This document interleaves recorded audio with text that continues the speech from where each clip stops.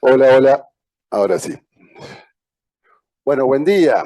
Bienvenidos a todos a esta primer científica de un ciclo que con la comisión llamamos Recurrid a los poetas. ¿Ah? Les leo un poco la idea del ciclo y después presento quienes nos acompañan en esta primer científica. También antes de esto, particularmente le doy una cálida bienvenida a Tamara Silva, que nos acompaña hoy. Ya la presentaré, pero bueno, quiero darte la bienvenida antes. ¿Ah? Bueno, el ciclo se llama Recurrir a los poetas y nosotros proponemos como apertura de este ciclo este texto. Dice, recurrir a los poetas nos lleva sin esfuerzo al arte de escribir y a la aventura de leer. ¿Qué sería de nuestra diaria tarea si no estuviéramos acompañados por la poesía, los cuentos y novelas, las palabras de escritores que dicen de manera exquisita lo que muchas veces estamos buscando decir sin éxito? Abrevar en la escritura de los otros para escribir las derivas de los recorridos que se despliegan en los análisis parece ser un punto de partida que nos lleva a seguir pensándonos en la tarea imposible. Esa es la propuesta. Y en la mesa de hoy nos acompaña entonces Tamara Silva, Natalia Mirza, psicoanalista, pero bueno, vamos a presentar a Tamara Silva Bernachina. Tamara es estudiante avanzada de la licenciatura de Letras y de la Tecnicatura Universitaria en Corrección de Estilo en la Facultad de Humanidades y Ciencias de la Educación. De 2018 alterna su vida entre Aiguá y Montevideo. Desastres Naturales es su primer libro, galardonado en el 2023 con 2 premios, Bartolomé Hidalgo, el de narrativa y el de revelación. En 2024 le fue concedido el Premio Nacional de Literatura Ópera Prima. Su novela Temporada de Ballenas obtuvo una mención de honor en los premios Sonetti 2023. Y recientemente, recién salidita del horno, publicó Larvas también, ¿ah? Un libro de cuentos que recomiendo particularmente. ¿Ah? Les decía que yo le comentaba a Tamara algo de esto de que nosotros tenemos como institución una larga tradición de dialogar con escritores, de hacer jornadas de literatura y psicoanálisis. Le contaba que no hace mucho tiempo estuvo también alguien con quien ella estuvo dialogando, que es Daniel Mella, en realidad, bueno, otra gente también, y que la idea es seguir dialogando, y que para nosotros es un gusto que ella haya aceptado esta invitación, en realidad, ¿no? Digo, y después hablando con esto del texto con Natalia, que me decía que no había encontrado dónde Freud decía esto de recurrir a los poetas, que uno en realidad en general lo cita, y a veces uno dice, bueno, capaz que no lo dijo, capaz que se lo atribuimos a Freud. Yo me tomé el trabajo de investigarlo, eso, y de ver dónde estaba esto de recurrir a los poetas. Freud eso lo dijo en la conferencia sobre la feminidad, en realidad. ¿Ah? La conferencia número 32, en donde dice que para entender a la psicología femenina hay que recurrir a los poetas. ¿Ah? Ese es el momento en donde Freud plantea esas palabras. Bueno, empezamos entonces con Natalia Mirza, que nos trajo un video y un trabajo, y después le damos la palabra a Tamara. Natalia. Bueno, qué placer estar acá. No puedo creer estar con Tamara porque uno en general, cuando lee un autor que le va gustando, empieza a generarse como un personaje que después, al conocerlo, siempre es otra cosa. Y muchas veces uno cae en la tentación de decir, bueno, ahora que la tengo al lado le voy a preguntar todo, y después eso no es así y tampoco es tan sencillo. Por eso en realidad me dio bastante trabajo pensar qué decir ahora y cómo poder acercarme a algo de lo que me había sucedido leyendo sin violentar lo que allí había pasado, ¿no? Y lo que ella produce. Entonces por eso pensé empezar con este videíto mínimo.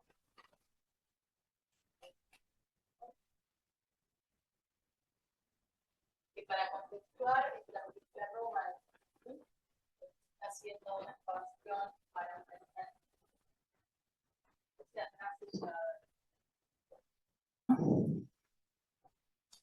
Y bueno, entonces, como les decía, yo empiezo por esta escena porque creo que aquí el desafío es ese, poder decir algo, pero respetando la atmósfera y el universo creado por Tamara. Y necesito ser especialmente prudente, me digo, para no ahuyentar con construcciones de dudosa pertinencia lo que está hecho de esta materia tan delicada, tan intangible. No expongamos demasiado, me digo, intentemos descubrir en la penumbra. Y a pesar de eso, escribo, y a pesar de eso necesito compartir con ustedes y con ella alguna de mis ocurrencias. En una de las tantas entrevistas que le han hecho, cuando a Tamara le pidieron que dijera algo acerca de su obra en una frase, ella dijo, lo que quería decir en realidad era otra cosa. Y me pareció genial esa formulación, creo que da cuenta en forma aguda de la traición que siempre supone la escritura, del límite de la palabra, de lo que siempre está de más o de menos, lo que se queda corto o cae en el exceso, y también el lugar del equívoco y la emergencia en esa otra cosa de la verdad del inconsciente. Creo que su respuesta está muy en sintonía con algo que aparece hacia el final de temporada de Ballenas, en donde ella dice, me acuerdo de cosas que son mentira, mezclo, confundo gente, lugares, tiempos. Una serie de recuerdos cojos, monstruitos salidos de realidades en las que no fui, no existí, no dije, no estuve. Un invento. Hay un dejarse llevar por esas creaciones ficcionales que de todos modos tampoco son fortuitas. Así como los personajes del sueño, todos esos monstruitos son Tamara, y escriben desde ella y sobre ella, sin que ella misma lo sepa del todo. Del todo. Porque también ha dicho que su escritura descubre lo que de algún modo ya estaba ahí, que más que inventar lo que hace es descubrir. Un poco como aquello de Miguel Ángel cuando describía la escultura como sacar lo que sobra, la vía de Levare. Bueno, yo conocí a Tamara Silva en la lectura de temporada de Ballenas hace no mucho tiempo. Fue una mañana de domingo y el libro tenía como destino ser un regalo de amigo invisible de esa misma tarde. Pero la curiosidad, tal como la de su protagonista, pudo más y me encontré leyéndolo entrecerrado para poderlo regalar, para no marcar las hojas, y no me pude detener hasta el final. Mi idea era simplemente tener una impresión de lo que iba a regalar, que sabía que era bueno, pero no conocía. Sentí que me sumergía en una atmósfera sumamente íntima, de la que no me podía ni quería apartar. Una zona inquietante, acuática, próxima y azul, sobre todo azul. Sentí también que la inmensidad de los océanos transespaciotemporales podía caber en el ombligo o en el punto de cirugía de una bisabuela, de ahí la intimidad del título. Y que el cruce de los tiempos y los espacios, así como las diferentes líneas del relato, me permitían transitar entre uno y otros fragmentos, los cuales, a pesar de las discontinuidades, se iban combinando como en un collage. Invité a un joven poco lector a leerla y le sucedió algo parecido. Me dijo, me gustó porque como no tenía que seguir un hilo, no importaba si me perdía. El fragmento y la discontinuidad temporoespacial sin duda es la lógica de la información actual, pero también lo es, desde tiempos inmemoriales, la de la poesía.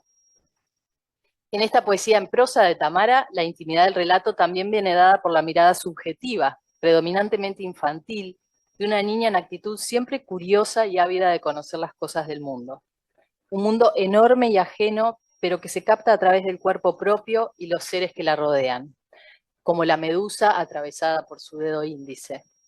Un mar inmenso le hace pensar en su abuelo y el agua, que funciona como máquina del tiempo, la conecta con un tiempo que siempre es el de la historia personal, el de la posteriori, el de los recuerdos encubridores que se presentifican en cada grano de arena.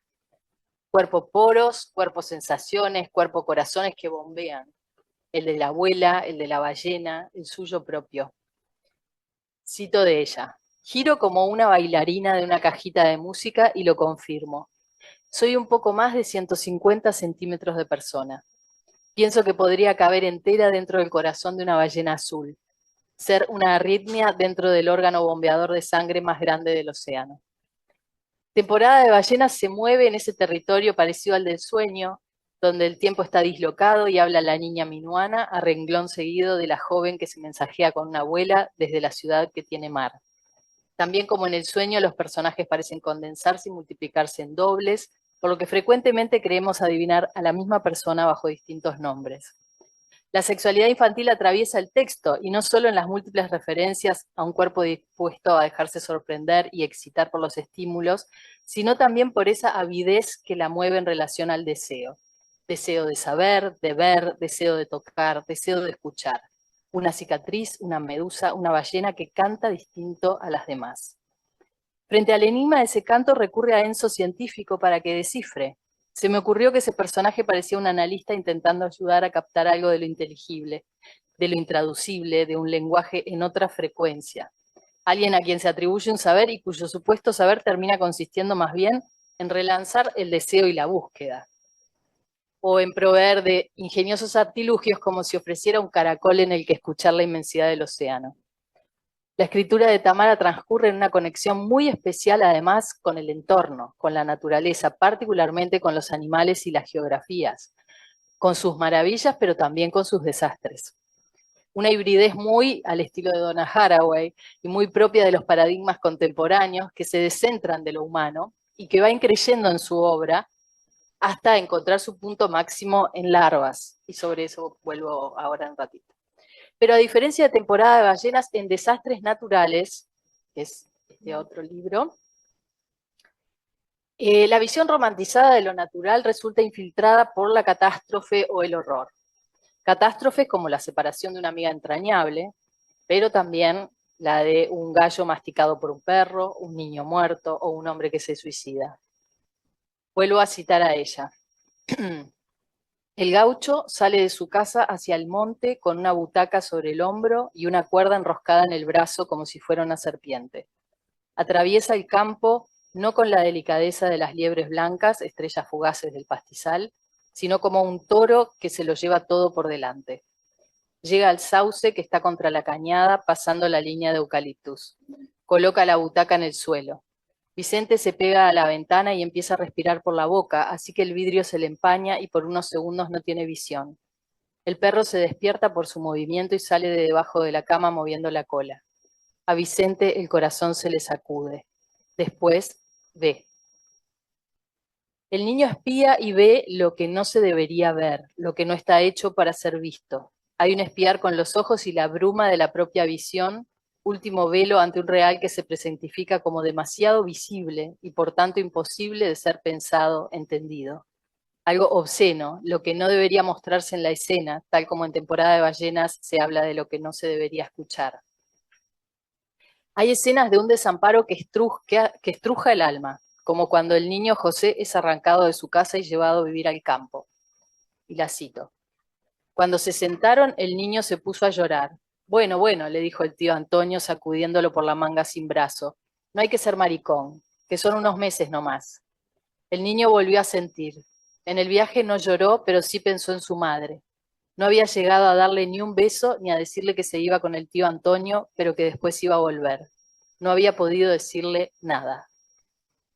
Pero ese mismo cuento termina en una situación mucho peor, de muerte real, que ilustra en una misma imagen el absurdo y la tragedia, así como los excesos del sadismo parental, el cual también está presente en otros relatos como Papo o Con las piernas enterradas en el barro.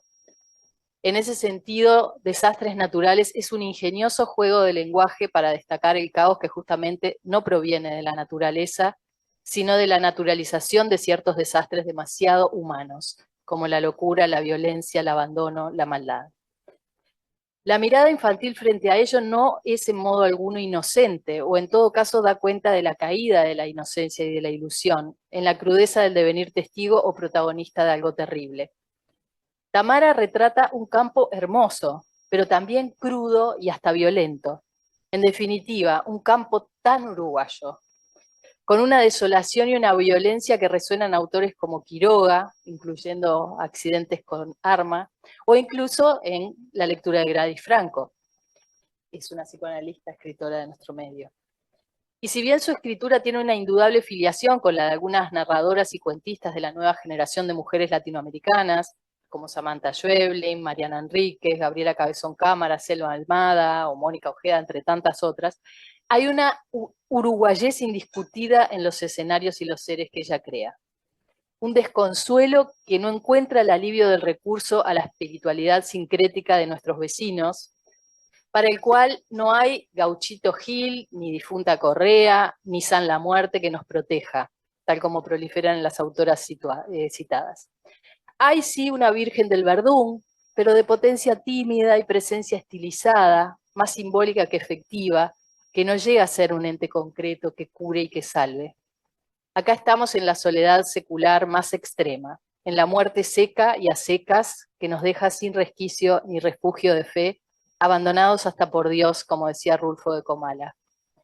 Aún así, en Desastres Naturales, el territorio del realismo ya empieza a mostrar sus quiebres y fallas tectónicas, pero no en el sentido de la espiritualidad o los milagros, sino más bien en el surgimiento de fenómenos como el doble, los sueños premonitorios o los vaticinios.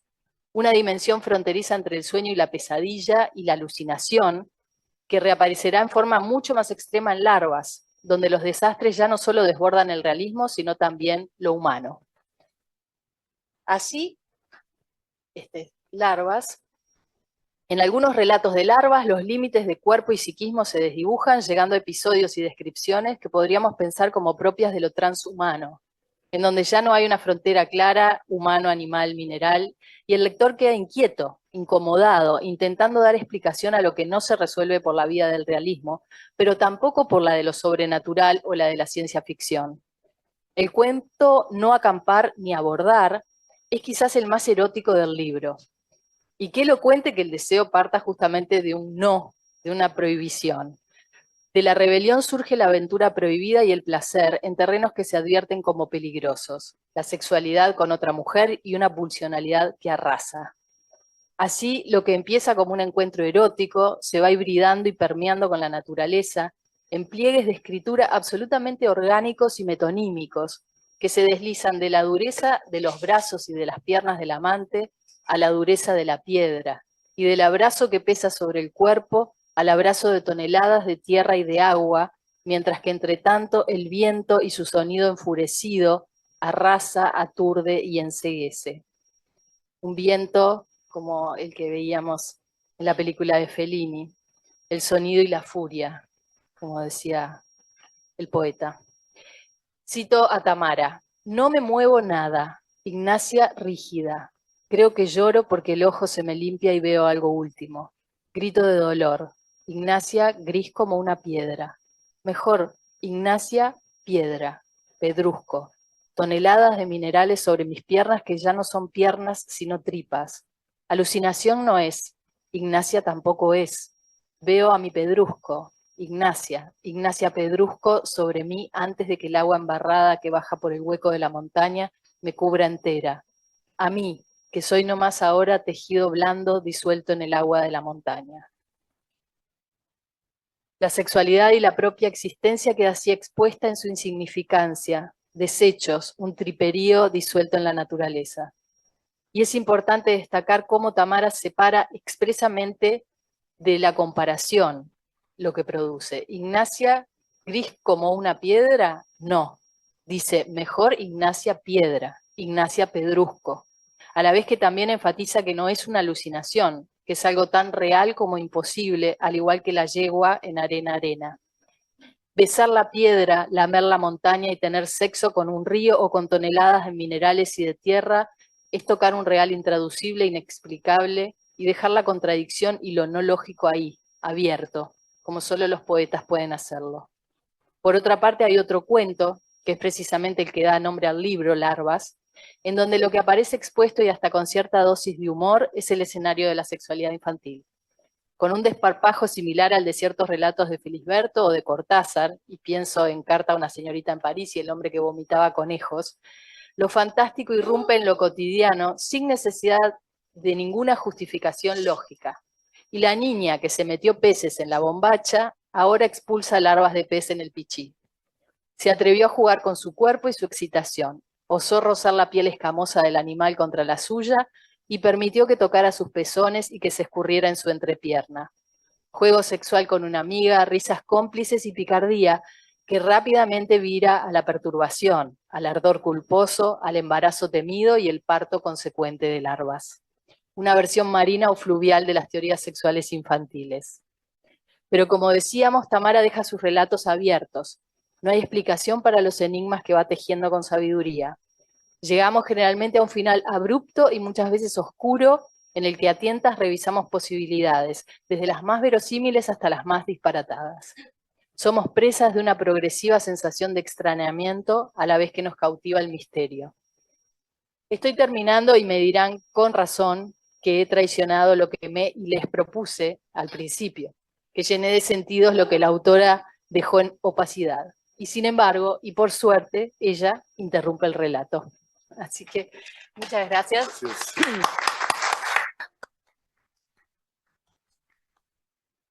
Y bueno, vamos a darle la palabra a la propia Tamara, retomando un poquito algo de esto que también fue parte de nuestra conversación y que nos cuente un poco, quizás si resonaste con algo de eso o no.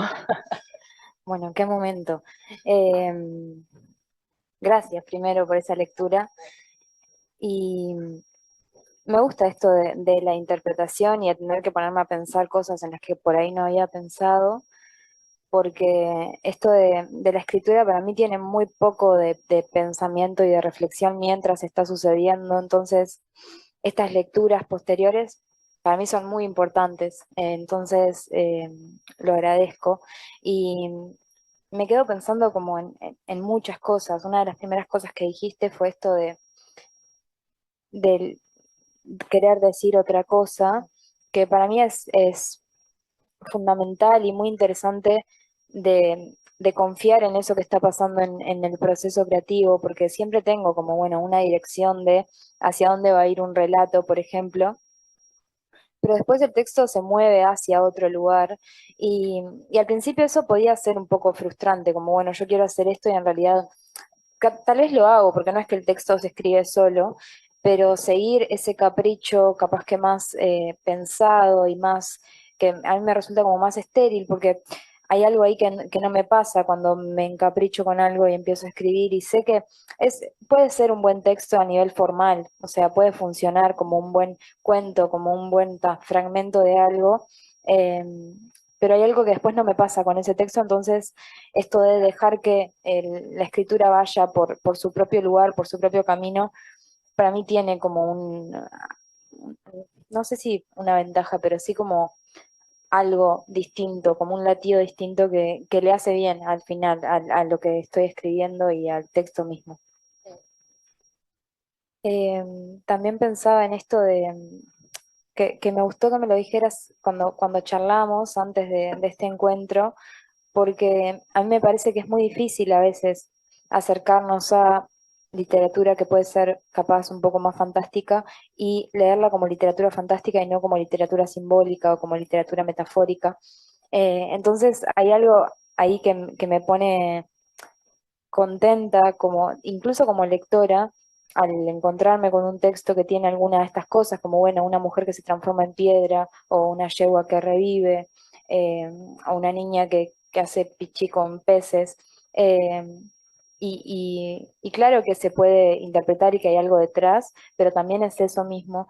Y eso me parece como valioso en la lectura, como bueno, que también es un poco confiar en una suerte de pacto y hacer una suerte de pacto con el libro, que a mí me gusta mucho hacerlo como lectora y me gusta que pase también con lo que escribo, que alguien que se acerca a leer pueda decir yo confío en esto y me meto acá y no eso, no creer que todo es simbólico y que no existe y que es como, bueno, una alucinación o un sueño, sino que también abrir paso a esa otra realidad y a ese otro mundo tiene, yo creo, sus como vericuetos, sus cosas, sí.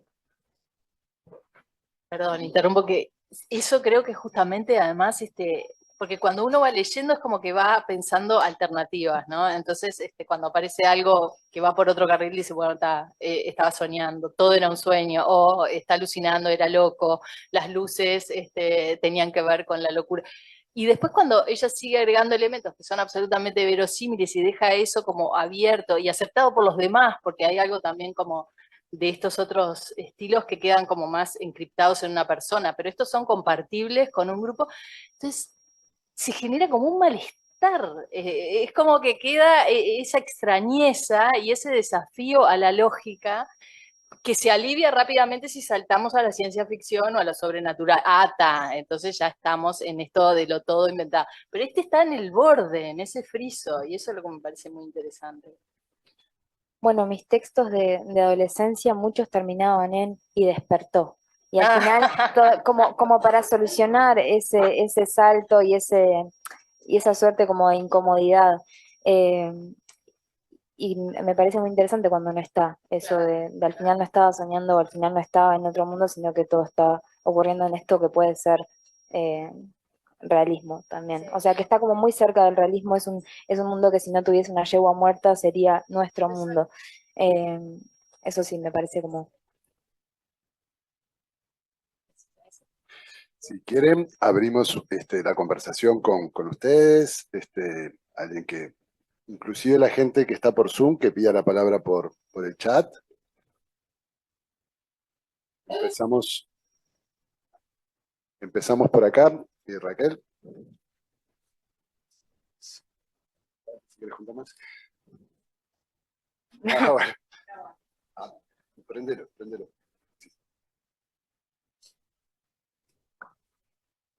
Hola, ¿sí? Ahora sí. Que ya me presenté con Tamara porque no me aguanté la curiosidad de ir a conocer. Soy Raquel Cal, igual. Presento para compañeros del Zoom. No sé cuánto sabes de psicoanálisis, ni importa, pero hay una psicoanalista muy famosa que es Melanie Klein, que tiene toda una obra sobre envidia y gratitud. Y yo te diría estas dos palabras.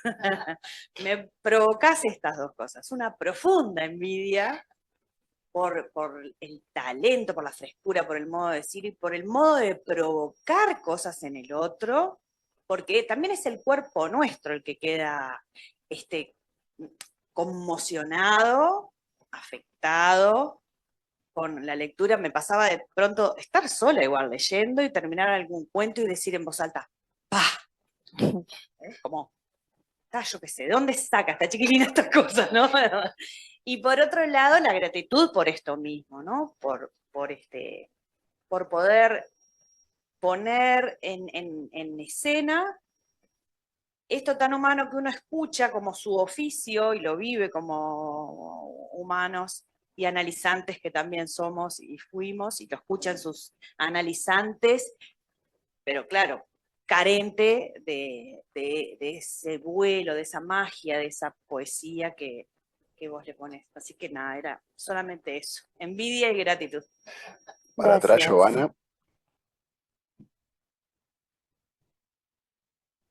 Bueno, primero agradecerle a Natalia y a Tamara, estaba como muy emocionada cuando venía, porque bueno, yo soy del interior y viví un poco en el campo y las lecturas me llevaban todo el tiempo a esos lugares tan desolados y donde pasan cosas tan terribles y cosas maravillosas entre la naturaleza, la gente que vive en el campo. Y nada, y venía pensando, ay, voy a ir a conocer, quería saludarte, después me dije, no, me voy a quedar sentadita aguantada acá, esperar, escuchar. Y cuando escuchaba lo de Natalia, también pensaba en una cantidad de cosas que Natalia la pudo poner y ordenar en palabras de lo que fui sintiendo a lo largo de de la lectura de tus libros.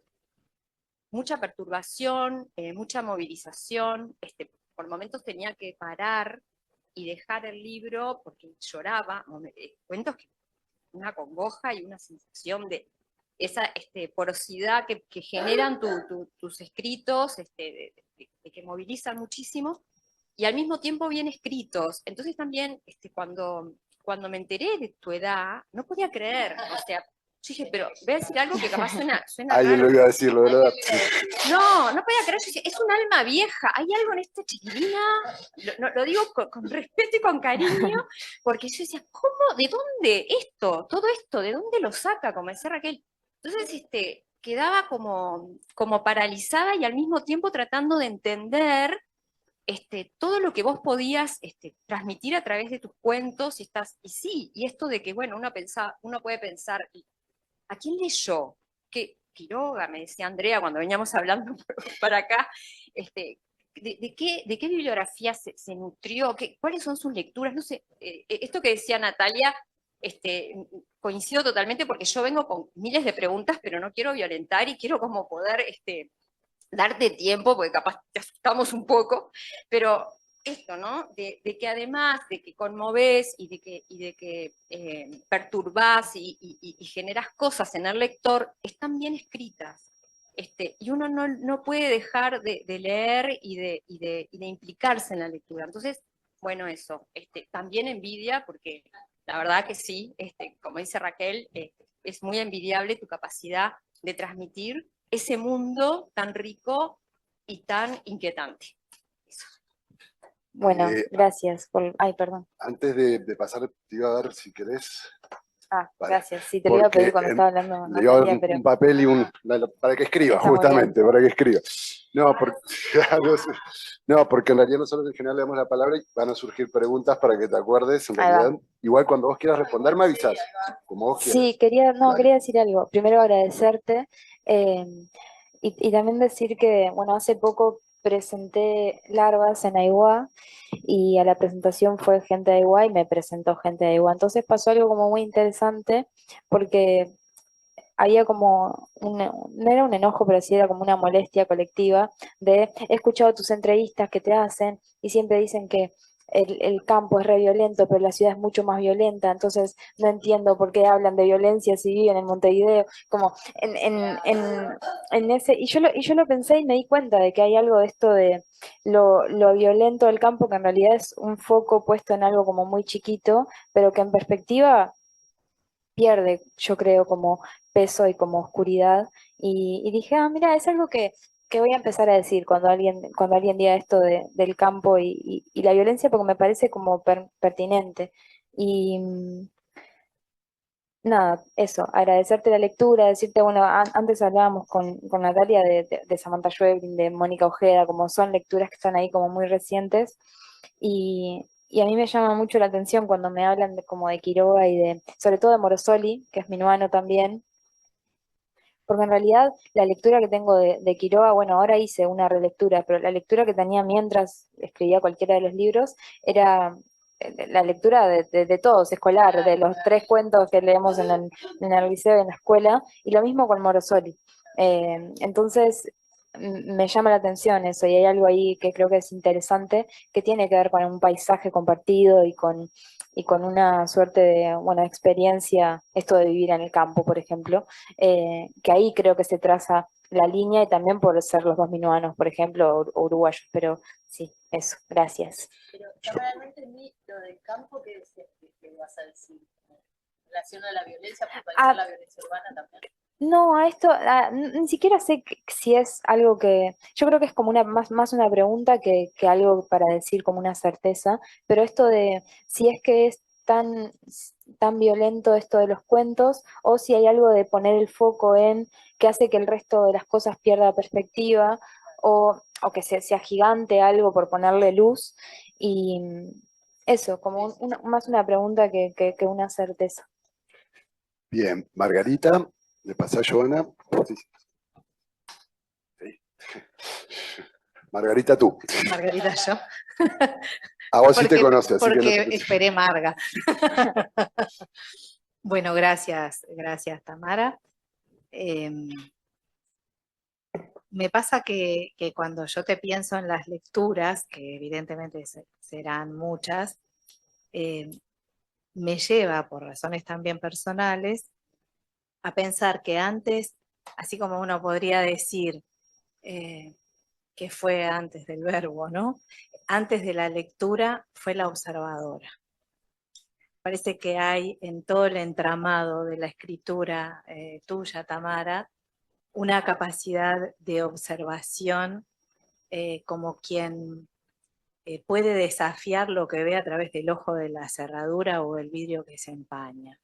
Y está allí para poner el foco, para usar un poco estas últimas palabras tuyas, en algo que podemos tal vez resistirnos a ver, no queremos ver, y es una invitación a encontrarnos con esos universos que existen. Yo conozco esos mundos también por mi propia crianza y en el campo ocurren cosas que uno oscila entre la maravilla y el horror y lo siniestro, y eso no es, ¿está ocurriendo o no está ocurriendo? Eso por una parte. Por otra, decirte que perdí mis desastres naturales. Llevo días dando vueltas las cosas y no encuentro ese libro, y bueno, y estoy acá con Larvas y Temporada de Ballenas, pero me gustó muchísimo Desastres Naturales, fue la entrada inicial, te he leído en orden de salida, digamos, de estos libros, y cada vez me gusta más el estilo y cada vez compruebo que hay una porosidad muy grande en el manejo del lenguaje, una libertad para decir y para callar a tiempo, porque esa es otra cualidad de tu escritura, la posibilidad de llegar al silencio en el momento correcto y dejarnos a nuestra suerte para volver, por cierto, a recorrer las lecturas. Hay algo del interior, y ya termino, no sé qué Claudia me dice, pero a mí en Temporada de Ballenas, la cirugía de la abuela y todo lo que ocurre alrededor me parece una maravilla y completamente posible, ¿no? Completamente posible. Muy conmovedor, porque además se van trazando a lo largo de las 3 obras, se van trazando los temas universales. Los grandes asuntos que nos involucran, que nos competen, que nos desvelan, y que vos develás sin resolver. Eso me parece una maestría muy grande. Diría muchas más cosas, no voy a acaparar, pero sí me permito decir que desde Desastres Naturales, con aquel mail que cambiamos, ¿te acordás? Yo ahí ya sabía lo que se venía, y porque la capacidad, ¿cómo decir? La profundidad de la escritura, el don de la escritura. Hay momentos que yo te leo y digo, pero hay algo de Fernanda Trías también acá. Fernanda Trías me parece que quiere escribir como Tamara. Muchas gracias. Gracias, Marga. Le pasamos a Laura, al lado tuyo. Ok. Marga, Sí, está bien. te voy a decir que Desastres Naturales es un libro que tiene la propiedad de irse por cuenta propia, se esconde y desaparece. A mí me lo regaló Gladys y me impresionó, me impactó mucho la lectura, pero cuando vi el aviso tuyo, Natalia, dije, voy a ir a buscar el libro. Nunca lo encontré, entonces dije, mejor me compro las obras completas de Tamara, así las pongo juntas y no se me pierde más. Yo les agradezco mucho a los 3, porque la iniciativa, la idea de un ciclo de interrogar a los poetas me parece excelente. Ahora quería decir algo de por qué los poetas son tan importantes para nosotros como psicoanalistas, para nuestra práctica. Y también te agradezco, Natalia, bueno, el video, esa fugacidad de la poesía, ¿no? Lo que mostrás allí me pareció muy, muy sugerente y muy, muy pertinente. Y después me pareció, Tamara, que la selección de textos que hace Natalia también es muy, muy buena, porque dejas muchas ganas de ir a comprar las obras completas. Y eso es importante para cualquier escritor, también es el lado práctico. Ahora, yo quiero decir que a mí me parece que tú dijiste prosa poética. Yo te leí como que leo una poeta todo el tiempo, porque me parece Y ese es justamente el valor para nosotros, ¿no? Como que hay una capacidad de mirar lo que no se ve, de escuchar lo inaudible, aquello que es fugaz, que se escapa, que es valiosísima. Y nosotros, sin tener tu talento, tenemos que entrenar permanentemente esa capacidad de dejarnos sorprender, de captar algo que no es fácil, que nunca se dijo, que nunca se supo, y que nunca sabremos y entenderemos del todo. Eso por un lado, pero el valor que tiene para nosotros, tienen para nosotros los poetas, y para mí tú sos una poeta. Y yo, pues es que por el lado que te seguí, pensé, sí, pero qué caudal de lecturas que tiene esta chiquilina. Claro, los viejos hablamos así. Pero la verdad que me fui a Watanabe, porque te seguí por los acápites de desastres naturales, me interesaron muchísimo. Te quería preguntar cómo trabajás. Es decir, nosotros en psicoanálisis, para pensar los sueños, el resto diurno es aquello que incita a la creación de un sueño. Es algo de la víspera, algo que escuchamos o que el analizante escuchó o pensó, y que es provocador de un sueño, pero que tiene que contactarse, dice Freud, entrar a hacer sinapsis con recuerdos infantiles, reprimidos, para que se pueda producir ese fenómeno alucinatorio y locura cotidiana que es un sueño. Porque claro, yéndome al que pones en el gaucho de la fuerza, me hiciste volver a Watanabe, lo cual, regalo de otro amigo muy querido, te agradezco, porque esa frase tan así como seca, ¿no? Me van a pedir razones, está en ese poema de, bueno, tú lo sabés por lo que estamos acá, posiblemente, que se llama que Watanabe titula Acerca de la libertad, y que dice, esto en un momento, no estoy tentado de liberar este pájaro, a devolverle su derecho de morir sobre el viento. Me van a pedir razones. Entonces ahí me hiciste acordar a Circe Maya, fíjate, otra queridísima amiga, porque tú, como decía Natalia, no resolvés, no decís despertó, no decís más, despertó. Dejás planteado problemas filosóficos también, ¿no? Tiene que ver el derecho a morir, a liberar, a soltar de la jaula. Me pareció realmente eso riquísimo, y te agradezco también que me has hecho conocer, empecé a googlear, que es la maravilla que tenemos en San Google ahora, pero autores que no conocía, que están en tu casa cápites, y bueno, entonces que la lectura, que ya de por sí es riquísima, seguiste abriendo un universo. Natalia, dijiste cosas maravillosas de lo humano y la disolución en la piedra. Eso me hizo acordar a la vegetariana por momentos, lo que tú escribís y lo que Natalia comentaba. Pero no sé, si querés contarnos cómo te manejás con esos, cómo llega algo a ser una cápite, cómo eso que te produjo, cómo funcionó en ti, y si no querés. Muchas gracias. ¿Quieres ahora? Sí. Respondo ahora. Ah, pensé que era después. Hay algo, gracias, primero. Lo que decís sobre la poesía y el sonido, yo creo que yo trabajo muy poco los textos después de que están como terminados, porque creo que soy muy perezosa, y también porque hay algo en la edición que me parece que no le hace tan bien al texto, sí cuando lo necesita, pero no cuando yo siento que ya está.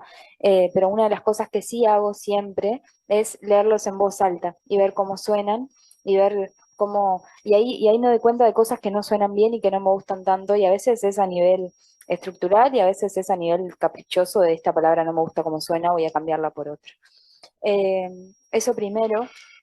Y después esto de los acápites, a mí es algo que me divierte mucho porque siento que es como esto de empezar como a hacer una suerte de red, y de red, sí, de sentido, y de ver cómo se puede, esto de la intertextualidad, y ver cómo, bueno, esto de Watanabe, yo estaba leyendo mucho Watanabe cuando estaba escribiendo Desastres Naturales, y había algo de esa belleza que a mí me gustaba robarla un poquito, ponerla en diálogo con otra cosa, entonces ahí me anoté ese verso, y a veces llegan antes y a veces llegan después de que el texto está terminado, leo algo y digo, wow, esto tiene como mucho vínculo con esto que ya está terminado, y lo agrego. Y cuando estoy leyendo me encuentro con fragmentos y a veces son textos que ni siquiera escribí, pero me guardo ese fragmento porque sé que tiene como un poder, pues yo creo que los acápites deben de tener como esa cosa de condensar algo, como que haya algo ahí que sea o una clave de lectura o una conexión posible. Entonces es algo que me divierte mucho hacer y me encanta cuando otros lo hacen y me pasa esto de llegar a autores, no sé, a Olga Tokarczuk creo que llegué de esa manera porque lo leí en un libro. Entonces, nada, es algo que me divierte. Bien, Silvana, delante tuyo. Bueno, un privilegio tenerte acá, realmente. Gracias. Nosotros acá nos reunimos casi todos los viernes en este horario a hablar de temas, bueno, a discutir temas de psicoanálisis, para seguir estudiando, pensando, y bueno, tener este oasis, digamos, un viernes, es una maravilla. Y a la vez yo eh, eh, pensaba en mi casa que posiblemente iba a intervenir, pero pensaba, ¿y qué podría decir? Y entonces me acordé también lo que decía Natalia, que Natalia estuviste muy bien en ese texto, tenés que presentarlo para que lo podamos leer, ¿sí? Que nosotros, y lo que decía Claudio, ¿no? Tenemos una tradición acá, una tradición de jornadas de literatura y psicoanálisis, que Laura es una de las generadoras. Bueno, y la importancia de que literatura y psicoanálisis, primero literatura, porque, bueno, por esas cosas de la vida que no se pueden explicar todas, a veces aprendemos más sobre psicoanálisis gracias a la literatura o desde la literatura. Y me parece que, bueno, con tu lectura pasa algo de eso. Yo iba a decir elegí larvas porque también quedé atrapada por algo de lo femenino posiblemente, pero lo que iba a decir lo dijo maravillosamente Natalia. Solo voy a agregar que posiblemente en el próximo seminario freudiano que dé voy a ponerlo como lectura de Wow. sexualidad infantil porque es una maravilla, es como... Sí. Pero además tiene otras maravillas. Para mí es el tiempo, ¿no? El tiempo lento, como vos transmitís, y el aburrimiento, como una capacidad también, ¿no? En estos tiempos. ¿No? Que el vínculo de las amigas, bueno, Natalia lo dijo muy bien, y eso, y esa atemporalidad, porque, bueno, personas bastante más grandes que tú, como yo y otros que vivimos también, que nos criamos fuera de Montevideo, tenemos inmediatamente esa identificación con el gaucho, el gringo, el que se suicidó en el pueblo, el arroyo, la caña de pescar. Bueno, y lo otro que me parece maravilloso es la austeridad que transmitís. No solo porque escribís con austeridad de palabras, sino hay algo más que transmitís. Por ejemplo, la caña de pescar era no era un reel, no sé cuál. Hay algo de la austeridad que nos cachetea en este momento, por suerte. En ese sentido, por eso toda tu lectura, a mí, entre otras cosas, me resulta así como un oasis y bueno, eso que te decía que no lo sé explicar muy bien, pero que es un lugar de aprendizaje. Bueno, Muchas gracias. Pasamos para atrás, Jimena Malvierca. Solo de atrevida a decir que sí, que me daba cuenta que en los relatos aparecen casi nada o nada de dispositivos electrónicos, por ejemplo. Parece que pudiera haber sido escrito hace 60 años, ¿no? Como, sí. Es cierto.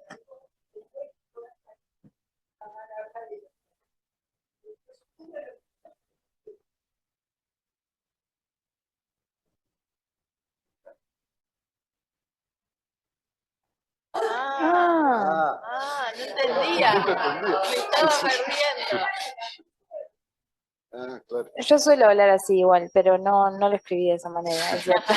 Que yo suelo hablar así, niños y niñas, pero no lo escribí, es cierto.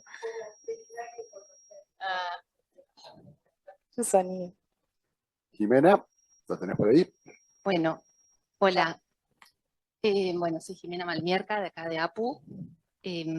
Agradezco a los tres, me gustó esa expresión de gratitud a Científica y a Natalia y a, bueno, Tamara, que no te conocía, y Hola. bueno, realmente un placer conocerte. ¿Por qué?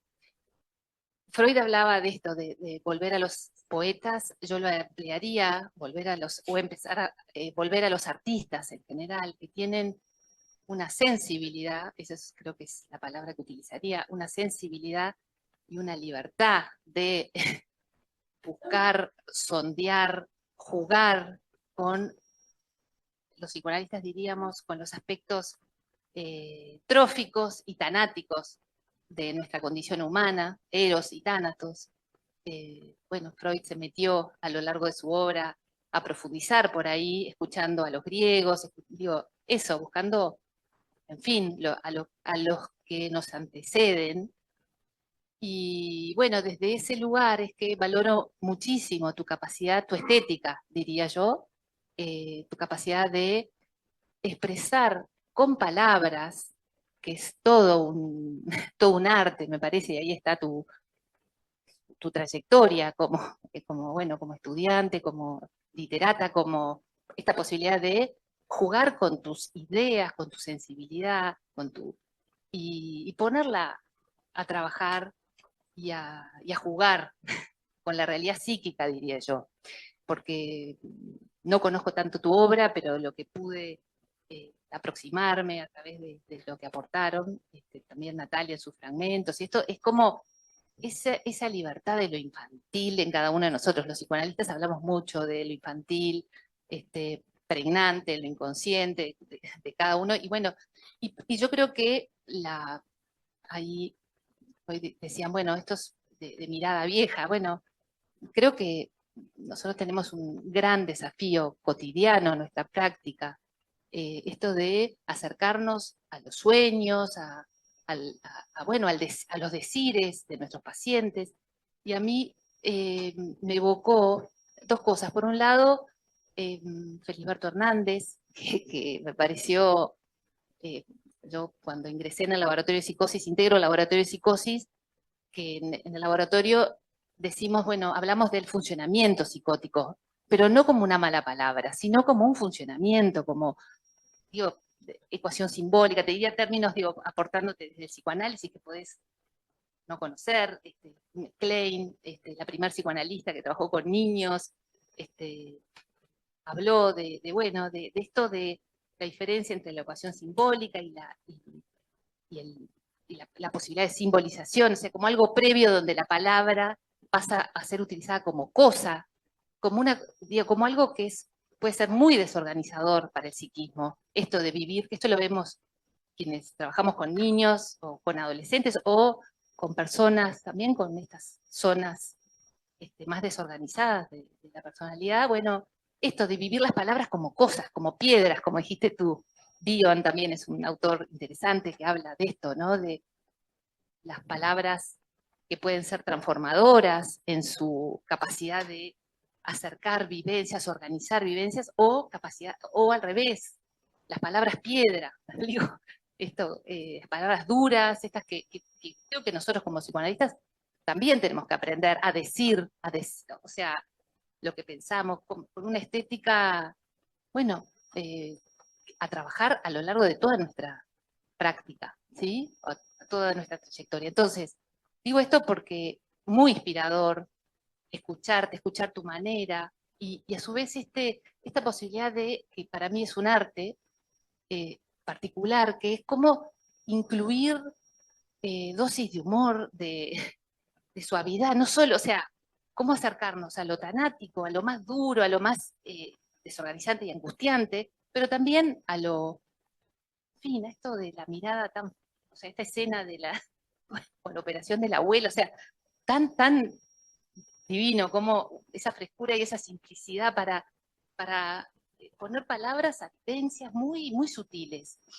En fin, y para terminar, también me evocó Barran y Nahum, la historia de la sensibilidad. Ahora hace poco leyendo un texto de un grupo de colegas de Murgapu, volvieron a citar un autor que, bueno, que a mí me pareció emblemático, que habla de la, ¿no?, de la barbarie, entre comillas, a propósito del campo, esa mirada extranjera, azorado de lo que era el gauchaje, crudo y duro, y después el disciplinamiento, o sea, después de la corriente, de la gran corriente migratoria de principios de fines del siglo XIX y principios del siglo XX, y todo esto del disciplinamiento, entre comillas también, todo aquello que parecía al descubierto encorsetado en los tabúes, en la privacidad de las familias, o sea, en fin, nada, eso. Gracias.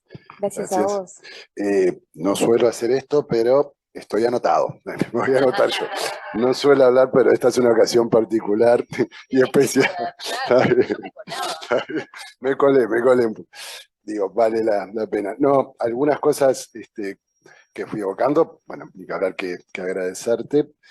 Pensaba en esto, una de las cosas que vos ponés en temporada de ballenas es, el mar a veces está lejos, en realidad, ¿no? Y qué bueno que esté lejos el mar por todo lo que produce esa lejanía del mar. A mí me da la sensación de que vos podés apalabrar aspectos que a nosotros nos cuesta mucho hacerlo. En ese sentido, en esto que vos decías, Silvana, me alegro si un montón de analistas leyeron a Tamara Silva a partir de esta propuesta, porque me parece que es leer la condición humana, es leer lo luminoso, es leer lo inconsciente, es leer la sexualidad femenina, es leer un montón de cosas, y la sexualidad en general, es un montón de cosas que ella trae, que me parece que es una manera de acercarse, una manera válida y valiosa de acercarse a la condición humana, a lo inconsciente, ese océano transmaterio espacial. Para mí tiene más que ver con lo inconsciente, ¿no? Digo, ese océano que tiene una orca, pero también tiene una ballena y un latido, ese océano que en realidad tiene esta bisabuela pocha que tiene la costura del corazón, pero bueno, a su vez también alberga un recuerdo de ella estando con una amiga y jugando, pero también ese océano alberga una mujer que se suicidó.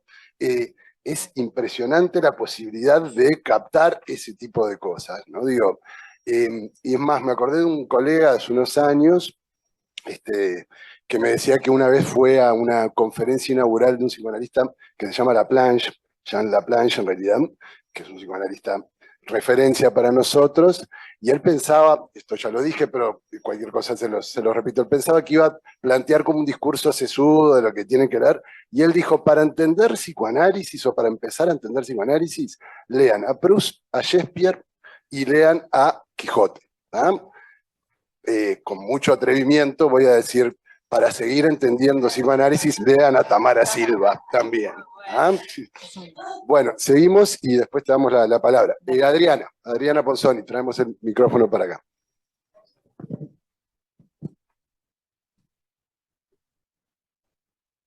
Sí, vamos con Mari. Sí, yo quiero decir algo, pero quiero que lo diga alguien que tengo al lado mío. Le quiero dar la palabra, porque en un momento dijo, yo no estoy de acuerdo. Y a mí me parece bueno eso, cuando hay cosas que alguien no está de acuerdo, porque nutren, ¿no? Entonces, no sé ni cómo te llamas, pero presentate. Tamara, me llamo Silvia y soy profesora de literatura y no sé qué hago acá. Y además me imagino, o sea, no sé cómo te animaste a venir a a una sala llena de psicoanalistas. Es muy fuerte, es muy fuerte. Igual estuvo excelente la interpretación de Natalia, me encantó lo que dijo recién Claudio, porque a mí también lo que más me impresionó fue el océano de Temporada de Ballenas. No estoy de acuerdo, Natalia, con que no parezca una escritora de este momento. Todo el tiempo está con el celular, con Google, a mí me llamó muchísimo la atención. Y me llamó muchísimo la atención cuando toma unos versos de un juego de manos que dice, mi hermana tuvo un hijo. Y es algo que cantan ahora las niñas sí. chicas, entonces Sí. eso, digo, no estoy me parece que es una escritora del siglo XXI. Ah, no, pero en eso totalmente. No, Pero no, no me parecía, ahora Ah. que decís es verdad, el hipervínculo que se Sí, tiene de todo el azul y todo lo tiempo, demás. sí. Pero no estaba como todo el tiempo, viste, como esos otros relatos, por ejemplo, algunas cosas de Sergio Blanco que empieza, coloqué la laptop, el celular y la lapicera, ¿no? Y Pero es como que los sutil, dispositivos es el mundo fueran tan de ella. protagónicos. O sea, es sutil porque es el mundo. Sí, es el obvio. mundo, ¿no? En Nada. Larvas miran la novela Sos mi hombre. Es ¿Cómo? verdad, es verdad. En Larvas miran la novela Sos mi hombre. ¿Y esa novela de cuándo? No, es como del 2012. Ah, algo así. Tus cuentos me dejaron sin aliento. Eso, nada más. Gracias. Ahora sí, Adriana. Sí, sí. No, porque me parece bueno cuando hay alguien y que además no es de la casa y viene Sí, y piensa sí, así, claro. que hagamos un espacio, más vale. Así que, más bien. Bueno, primero que nada, agradecerte mucho por tu escritura y agradecer a Científica y los que están ahí por haber organizado esto. Yo estoy más que nada acá primero como lectora, porque siempre me gustó leer desde niña, un placer. Y en un momento hasta pensé que mi profesión iba a ir por ahí. Después pensaba en mis profesores de literatura y decía, ay, no, no, tanto sufrimiento. Y mira en qué profesión estoy, ¿no? Pero bueno, bueno, estoy como lectora y estoy como psicoanalista, obviamente miembro de la casa también. Yo te conocía porque a mí me gusta mucho escuchar, oír con los ojos. Y entonces te he escuchado ahí y me fui a escuchar que había escuchado una parte cuando en el 2023 vos publicaste Desastres Naturales. Mi Y voy a primera confesar entrevista. que Mi primera entrevista fue en él sí, con los tu primera ojos. entrevista Sí. que me pareció divina. Bueno, y Fernanda más, a mí me parece riquísimo como él lleva el programa. Bueno, y te tengo que confesar que leí Desastres Naturales, me fascinó y después me agarró la vida con otras cosas y no he leído los otros, así que tengo eso por seguir. Sin duda, porque en eso que uno tiene varios libros a la vez y lee acá y vaya, vos lo entenderás más que nadie. A mí lo que me gusta es esto de cómo dialogamos con las disciplinas cercanas o afines, qué podemos tomar, lejos de poner sentidos y atribuir como con el arte. A mí me parece que vos tenés un clima en Desastres Naturales, que es del que puedo hablar, que tiene mucho que ver con el clima de una sesión analítica. Con el clima de una sesión analítica, en el sentido de que hay algo ahí de lo que no se sabe, de lo enigmático, de lo opaco, no se sabe bien quién es el sujeto, quién habla, cuál era, a dónde va, a dónde viene, si ya pasó o va a pasar o no pasó. Esa cosa también de que no te... eso me parece, los momentos estos, y tú dijiste varias cosas ahora y otros colegas también, como de que no está bien claro la distinción entre fantasía y realidad, ¿no? Y eso me parece, porque nosotros cuando recibimos a alguien no sabemos, y no sabemos de verdad, tenemos nuestras teorías, ¿no? Pero es algo de poder abrir y esperar a que algo se produzca, ¿no? Y cómo no anticiparlo, porque sería un cuento, ¿no? Que nos hacemos, cómo poder esperar. Y me parece que ese es el clima, ¿no? También me hiciste ir y fui un momento, hay un texto para mí de Freud riquísimo, que es Luminoso. A mí me parece que eso es lo que vos está presente y me parece muy rico en ese sentido de leerte, porque Laura ahora traía la palabra, como dijiste, entrenarnos. Yo creo que hay algo de la literatura que nos sirve para rescatarnos y posicionarnos en ese lugar de no saber, ¿no? Y en Luminoso Freud dice algo, y me lo anoté para traerlo, dice muchas cosas buenísimas, ¿no? Pero entre ellas dice, luminoso sería siempre, en verdad, algo dentro de lo cual uno no se orienta. Y esto tiene que ser una brújula, porque creo que es muy fácil caer en cierres, ¿no? Lo contrario de todo esto que te han dicho, y Natalia también lo señalaba, claro, de develar sin resolver, de dejar abierto, ¿no? Eso me parece riquísimo. También me hiciste acordar a Mariana Enríquez, cuando ella vino y le hacían una entrevista en un momento y le decían, bueno, ¿cómo produce el miedo, no? Y ella, bueno, de alguna manera hacía alusión para lo que nosotros es lo ominoso, ¿no? Eso entre, que en alemán, ¿no? El Heimlich tiene eso de lo familiar, no familiar, y hace el terror con lo cercano, ¿no? Son las cosas más espeluznantes. A mí, mi cuento preferido es Cera. Ah, sí. Cera me encantó, bueno, nos regalaste ahí una metáfora, creo que es a veces la figura de la retórica, bueno, los dedales blancos. Tal vez porque yo tengo mis raíces, yo viví toda mi infancia y parte de la adolescencia en Cerro Largo, entonces esa cosa de los dedales blancos algo que me acompaña, ¿no? Pero además en Cera está todo el tema del doble, Bueno, o el por triple eso. o el cuádruple, Entonces, como una mise en abîme para que que- iba a ir a Perdón. eso, ¿no? En lo ominoso es en las cosas que Freud se detiene, en la figura del doble, y en Cera me generaste ese espanto de decir, ay, se va a encontrar. Bueno, no voy a spoilear por ser que no lo leí, ¿no? Con lo que se va a encontrar. Entonces, vos traes temas como es el tema de la muerte, el tema del doble, que son temas muy caros a los psicoanalistas, muy importantes como para seguir pensando, ¿no? Y creo que eso es lo que nos enriquece mucho. Entonces, agradecerte de nuevo. Y bueno, hay mucho para decir, pero dejo por ahí.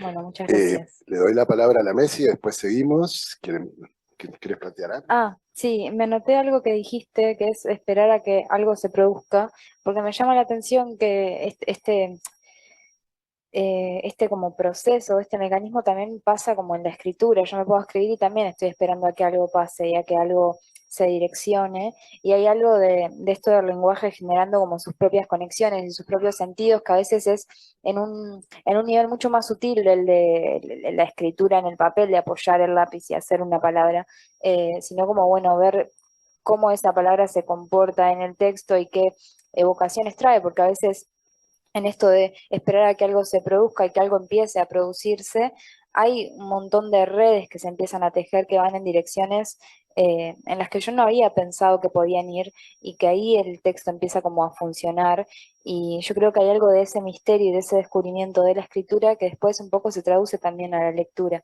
como bueno, de leer algo que fue escrito sin saber muy bien hacia dónde se estaba yendo. Me parece interesante, así que gracias. Natalia. No, yo quería retomar, perdona, Adriana, me vino con el tema del doble que me parece, bueno, sí, como vos lo dijiste, algo que siempre tiene como esa cosa. Pensaba en aquel relato de Daniel Gil del loco, ¿cómo era el loco? Nunca más. El loco cachón, que se encuentra con su propio reflejo en el pueblo y tiene como un episodio psicótico, o en El muerto de Borges, ¿no? Como ese tipo de relatos. Pero también me quedé con lo que decía Silvia, porque no quiero que quede la impresión de que no leo la actualidad en Tamara, porque es verdad esto que dicen de lo antiguo, y esto que decía que yo sentí como que estaba sin dispositivos o más en contacto con las cosas esenciales de la naturaleza y demás. Pero es profundamente actual, porque en realidad creo que justamente ese borde entre lo que podemos decir que no es metáfora, sino que es otra cosa, me parece que es muy contemporáneo y que forma parte de ese descentramiento del giro epistemológico hacia lo no humano, o que descentra de lo humano, que es tan contemporáneo, ¿no? La otra vez estaba en una actividad en donde estaba Ramiro Sanchís, no sé si has leído algo, y bueno, y hablando de lo weird, y lo weird no lo voy a explicar, no lo sabría, pero digamos, parte como de una familiaridad a partir de Lovecraft en relación al horror o a lo ominoso, justamente, y reemplazando, digamos, los antiguos monstruos, los Frankenstein, los Dráculas y demás, por estos monstruos contemporáneos que tienen tanto de lo no humano o la hibridación con la naturaleza o con otros elementos. Y también el suspenso y lo terrorífico. Entonces yo le decía, ¿y te parece que Tamara podría también estar en la línea de lo weird? Me dice, sí, ¿por qué no? Pero claro, porque es el giro actual, desde donde se la piensa. Capaz que si hubiera escrito hace 30 años no estaríamos pensando que podría tener una línea con lo weird. Digo, en el sentido que me parece súper actual. Y me parece diferente a otras producciones que podríamos decir, sí, por eso yo decía, me recuerda a Cortázar, me recuerda a Quiroga, me recuerda a Felisberto, pero tiene como un plus que es tamaresco, digamos. En el Zoom, Ana María Rumi, te desmuteás, Ana María, y te escuchamos. Estás muteada, Ana María.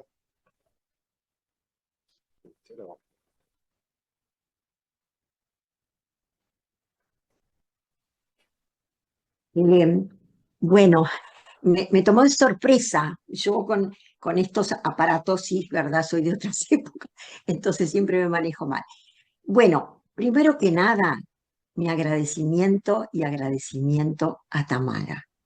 Realmente leer sus libros es toda un trasladarse, un dejar entrarse en el mundo que ella nos presenta.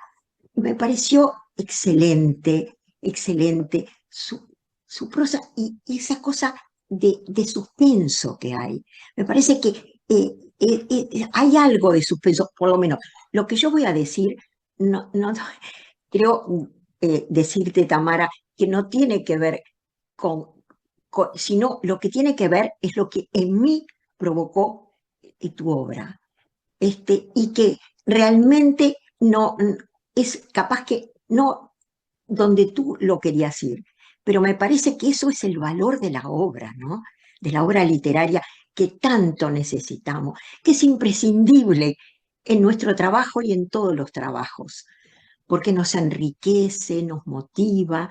Entonces, me parece que no leer, no nutrirnos, es como, me parece, bueno, es no poder trabajar como psicoanalistas del todo. Es una necesidad que uno tiene, ¿no? Me parece importante. Y lo que voy a decir es lo que me pasó. Primeramente, creo que levanto la mano porque me parece que no somos muchas, y yo soy montevideana del asfalto, nunca viví en el campo, y el campo me produce a mí siempre, las veces que he ido y las veces que he estado, algo, ¿cómo les puedo explicar? Algo de incógnita y algo sí, de temor, diría yo. No me calma, me calman, sí, las bibliotecas, los cafés, la luz eléctrica y los libros. Sí, soy una fanática de los libros, de leer, y tú me has dado unos momentos muy importantes, muy importantes. Entonces, quería decir cómo se miran las cosas desde el libro, desde lo impreso, desde lo hablado, desde la palabra y en medio de algo donde la naturaleza la tenés pasando el balcón de tu casa. Y que esa entrada en ese mundo, que para mí tiene algo de misterioso, de atractivo, tú lo has hecho de una manera ideal. Yo leí Ballenas, sí, yo también soy fanática de oír con los ojos, como decían. Entonces, y me encantó, pero después situaciones no me dejaron ir a tus dos libros. Bueno, el último todavía no había sido editado.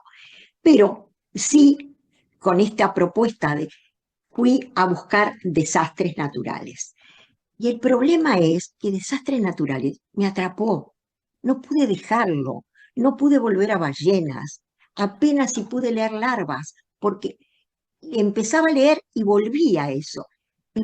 Me fascinó, me pareció lo que yo sentí con ello, que tomaste muchos temas, pero hay un tema que me pareció central, pero eso es lo que yo sentí, no lo que tú escribiste, pero me parece bueno transmitir esto de un escritor, de un poeta, es que puede hacer surgir en nosotros tantas cosas.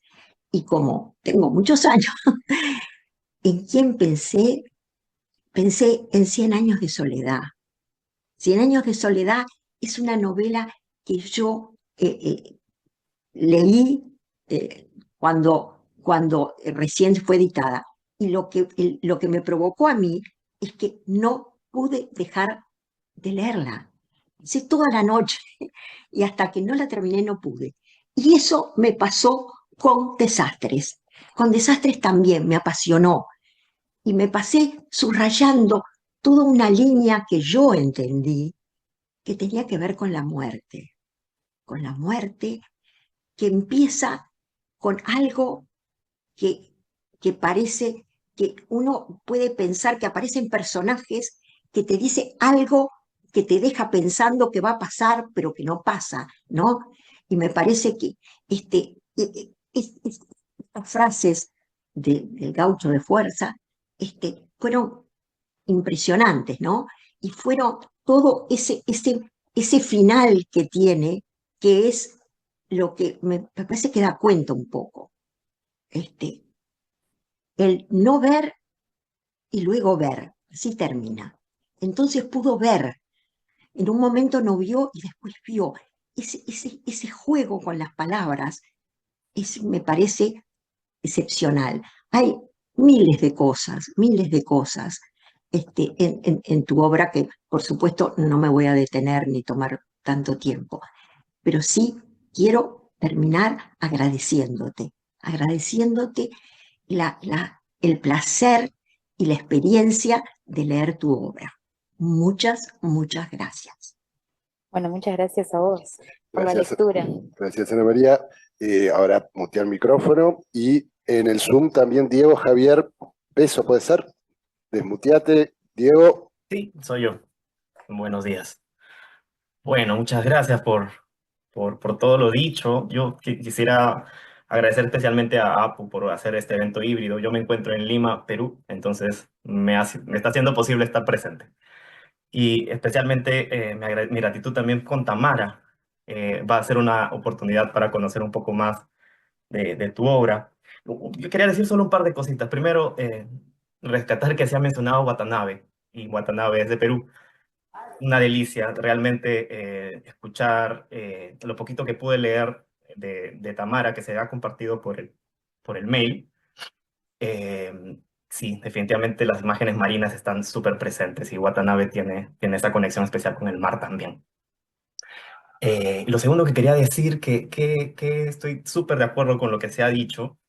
Creo que más respecto de cómo la literatura nos enriquece como analistas, yo diría más que como analistas, como humanos, ¿no? Creo que hay un enriquecimiento como a ese nivel de profundidad y que por lo tanto, como nos enriquece como humanos, nuestro trabajo como analista como analista se ve bien alimentado también. Y lo tercero que quería decir, y con esto ya más que una opinión, es una pregunta para Tamara. Yo quería preguntarle, y a propósito del título de esta convocatoria, ¿a qué poetas viene recurriendo ella? Y con eso termino. Muchas gracias. Bueno, Gracias muchas a ti. gracias. ¿Y querés responder ahora? Le Respondo damos la ahora. palabra a Tamara. Bueno, hay varias poetas que estuvieron cerca, sobre todo en la escritura de estos libros.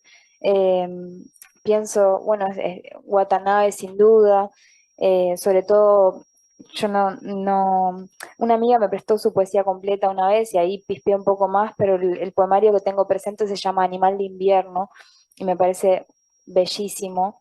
Eh, pero también es cierto que estuvo cerca, bueno, hay una poeta que uso unos cuantos de sus versos que se llama Cookie, que es una cordobesa, que me encontré una vez en una feria de arte impreso en Buenos Aires y que me pareció increíble.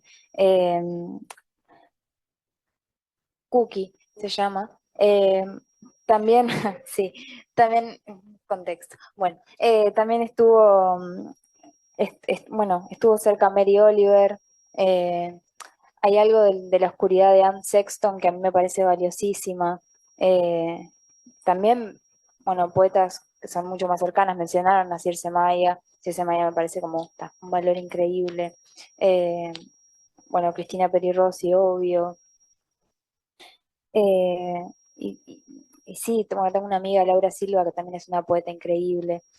Fabián Severo. Bueno, hay cosas que están muy cerca y que todos podemos pensar en eso, pero también están estas otras cosas como Mary Oliver, One Sexton, que a mí me quedan más lejos en mi geografía emocional, pero que es cierto que leerlas tuvo mucho que ver con los libros y con escribir estos textos, así que me parece importante mencionarlos. Bueno, Marina Padrós, ¿quién tiene el micrófono para pasar para atrás? Fabián, pasa.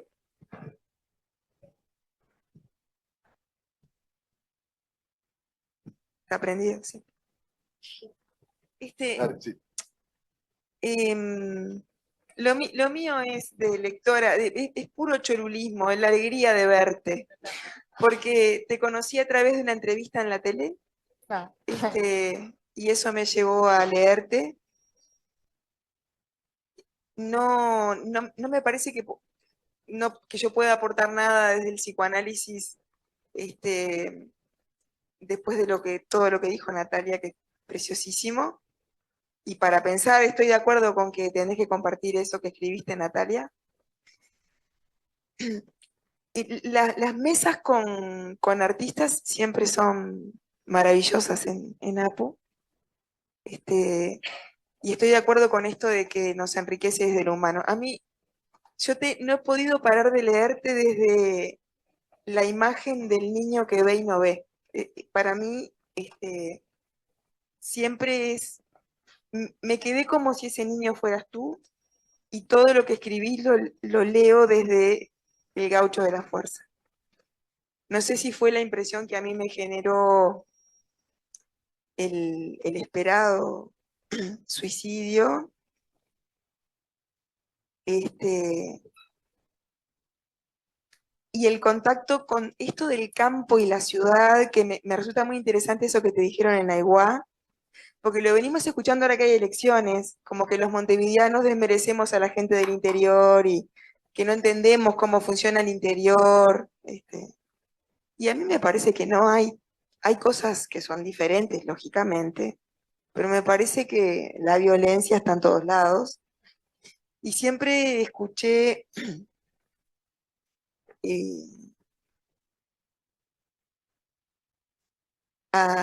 mi pareja es del interior, y siempre dice una frase muy irónica que es: lo que pasa que en el interior es todo tan tranquilo. Cada vez que pasa una noticia de estas terribles, sobre violencia doméstica o abuso sexual infantil o cuestiones, las mismas que acá, pero en el interior. Y me hizo pensar en el viaje hacia el mar, y disfruto mucho de leerte, y mi lectura, cuando yo te leo, me generas cosas muy viscerales. No puedo pensar mucho lo que estoy leyendo. Siento muchas cosas. Y me resulta muy admirable tu juventud. Y es cierto que hay algo del no tiempo y el no espacio en tu escritura que es absolutamente atrapante. Si yo no te hubiera visto en la entrevista, no podría decir qué edad tenés. Y bueno, decía que no era nada muy rico porque es el agradecimiento al artista. Seguí escribiendo porque es impresionante. Muy, muy lindo escucharte contar cómo escribís, y eso de que no tenés como un proyecto. Cuando uno se plantea siempre algo, no sé, a mí me pasa, me tranco mucho más que si dejo que suceda. Y decir también con Nati que Gladys Franco también me resultó muy presente en eso de la tranquilidad inquietante del campo en la escritura de Gladys, que es una psicoanalista que escribe, y que si no la leíste, puede ser muy lindo que la leas. Bueno, Se lo muchas merece. gracias. Te daremos llegar. Javier Pelufo, ahí al lado tuyo. Hola Tamara, ¿cómo andás? Hola. Yo te voy a hablar, primero voy a ser breve, o sea, un poco distinto a lo que viene siendo, y te voy a hablar de mi doble implicancia de psicoanalista y montevideano, y poco lector, no soy tan buen lector como todos mis compañeros acá. Me parece que ya lo estás viviendo, que la relación entre el psicoanálisis y el artista es como muy injusta, porque en realidad el artista, el poeta, le sirve mucho al psicoanálisis, y el psicoanálisis no le sirve tanto, sino que más bien lo vampiriza, que medio que lo que estás viviendo acá, que te están comparando, chupando, que pidiéndote, exigiéndote, ¿no? Somos muy tóxicos para los artistas. Eso por un lado. Pero me parece que sí que en una pre-Q, como decimos nosotros, en un segundo momento, sí puede resultar útil el tema de cuando el psicoanálisis está en lejanía del artista, ahí al artista capaz que le puede resultar útil. Y ahí con el tema de la lejanía voy, que a mí, esto como Montevideo, Ana Rumi lo dijo, yo nací, me crié acá, pero siempre me violenta cuando se habla del interior y cuando se habla... y entiendo pila lo que te dijeron en el WAP, pero me parece que lo que pasa ahí es que cuando escribís sobre esto, estás escribiendo sobre la intimidad y la cercanía, entonces la tragedia realmente impacta, y tiene como un gesto revolucionario justamente contra este bicho sin forma que es la ciudad, donde pasa todo esto todo el tiempo, pero estamos contaminados de desensibilización. Y después lo otro, que ahí sí me parece que es donde no lo psicoanalítico, como no quiero hacer clínica comparada, sino como las cuestiones teóricas del psicoanálisis se hicieron como cuerpo acá, es en este juego de comparaciones que se te buscó, que tiene mucho que ver con lo ominoso, capaz que no estamos pudiendo tolerar que seas esta persona tan agradable la que trae todo esto en la escritura, y hasta medio inconscientemente se coló a través de Natalia, y después se desparramó por acá, esta comparación con Quiroga, pero en realidad es una comparación biográfica con Quiroga.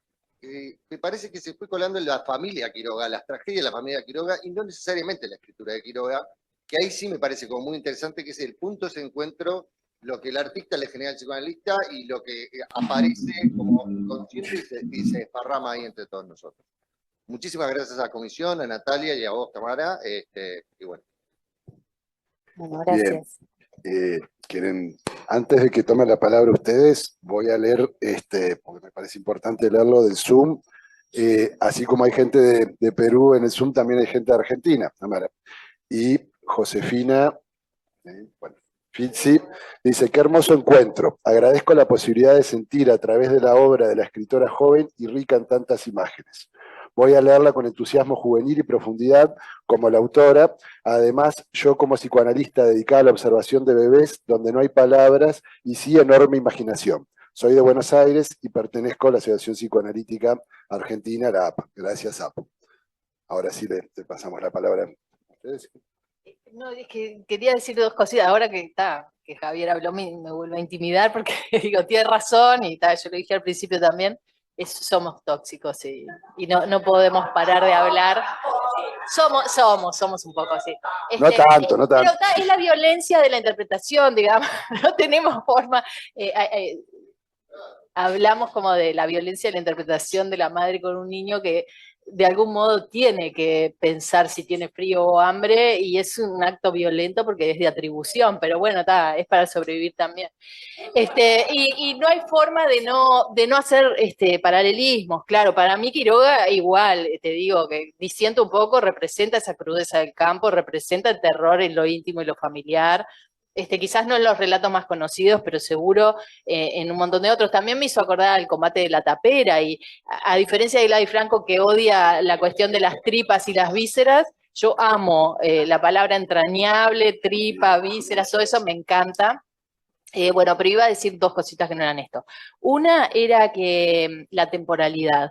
En el fin de semana pasado tuvimos una actividad en Colonia de psicoanalistas, y me vi llevada como al extremo de la impaciencia y casi la desesperación ante lo que demoraba en servirse la comida en un restaurante. en varios, en todos los que fui, de hecho. Al punto que una de las comidas la hice en un shopping y que también demoró horrible en un mostrador parada. Pero no podía creer, pero me veía como una irritación. Entonces, claro, si será como un abismo, ¿no? Esa confrontación con otros mundos y otras temporalidades, y yo creo que tu escritura nos transporta de algún modo a esa otra temporalidad. Y lo otro que iba a decir, que hablando también de lo que el niño ve o no ve y la cuestión de la supuesta inocencia, ¿no? No olvidemos que en el Gaucho de la Fuerza, el niño tiene el perro que es parte de algún modo disparador de ese suicidio, si bien también había otras cosas, ¿no? O sea que la cuestión del secreto, ¿no? Que también aparece en tantos de los otros relatos, un secreto difícil y que avergüenza, ¿no? Eso. Bien, ¿querés tomar la palabra? Si no le damos a... No, yo Dale. quería decir que esto que es muy gracioso como de la interpretación, que en realidad yo creo que pasa en todas las conversaciones sobre literatura, porque bueno, pensamos y generamos como bueno un conocimiento a partir del texto, así que nada, no son solo psicoanalistas ustedes los que están interpretando. También estuve en análisis hasta marzo y desde el 2020, así que también ahí hay como, bueno, una cercanía. Sí. Nada, eso. Que no se sientan tan mal. Javier, ¿nos alcanzás el micrófono para acá? Amparo pidió la palabra.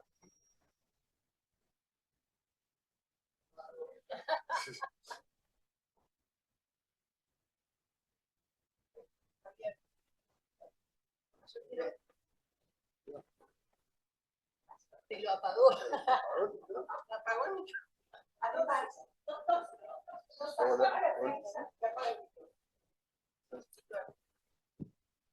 Hola. No, yo, bueno, gracias. Muy emocionados. Creo que estábamos todos muy emocionados de recibirte. Es una de esas actividades que convocan, entusiasman. Uno viene con muchas ganas. Estuvimos conversando mucho en la previa. Nos pasa con los artistas, pero especialmente contigo. Y esta conmoción de tu juventud, creo que es porque nos lleva a nosotros a movernos a nuestra infancia y a nuestra juventud, y a ese momento en el que todavía no hay tanta palabra, ¿no? Hay mucha experiencia. Pero yo quiero, me interesó mucho esto que te dijeron y que vos a partir de ahora querés decir respecto a la violencia del interior y la de Montevideo, ¿no? Que acá también, y a veces mucho más. Pero sobre todo me vino esto de que también en Montevideo hay muchos Montevideos. A mí me hizo pensar mucho en muchas personas con las que trabajé durante años y todavía trabajo, donde estas cosas que vos contás de alguna manera en tus cuentos, le da la palabra. Me conmovió muchísimo desde ahí también, ¿no? Le da la palabra a esos niños, a esas personas que a veces también quedan como, parece aisladas en un lugar fuera de nuestra vista también, lo que vemos y no vemos nosotros. Entonces, bueno, es como también un poco un llamado a nosotros, los que yo soy del interior también, de Salto, y no viví en el campo, pero estuve muy cerca, y entiendo mucho lo que compartimos, pero bueno, hace más tiempo que soy montevideana también. Me gustó mucho esto tuyo de entre Montevideo y Aiguá, ese entre, pero también el entre en Montevideo, o sea, como que en todas las capitales también, ¿no? No sé, pensar en otra cantidad de personas que no son solo los de el cemento, o los balcones, o lo céntrico, o lo académico, ¿no? No sé, simplemente señalar eso. Gracias. Namina en el Zoom pidió la palabra. ¿Te animás a desmutearte? Hola, bueno, antes que nada, un abrazo y un beso a Tamara, que si estuviera presente se lo daría, porque realmente es una experiencia muy linda leerla.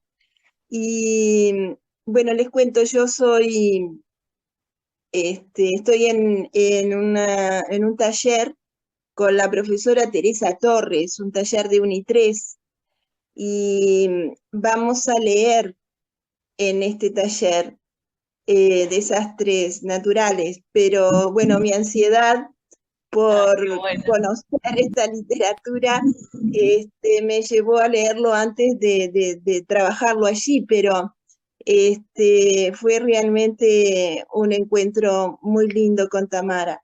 Ahora, lo que quería compartir con todos es la impresión de que en realidad este modo de observar la realidad, su sensibilidad y ese sentir que y ese modo de escuchar son cosas, es un modo que nos viene siendo vedado desde la cultura. Yo creo que nosotros, a medida que crecemos, vamos perdiendo esa capacidad de observar, de sentir y de oír, ¿no?, la realidad que nos está diciendo y nos está mostrando muchas más cosas, como nos muestra Tamara, que lo que generalmente como adultos percibimos. Bueno, nada más que eso. Traer la cultura, ¿no?, a este espacio. Nada más. Gracias. Gracias. Ana Chavaigolti ahora, también se había anotado por Zoom. Ana, te tenés que desmutear. ¿Estás ahí, Ana? ¿No? Sí, sí. Dale. ¿Escucha bien? Porque sé que nunca anda bien mi... Sí, se escucha, se escucha.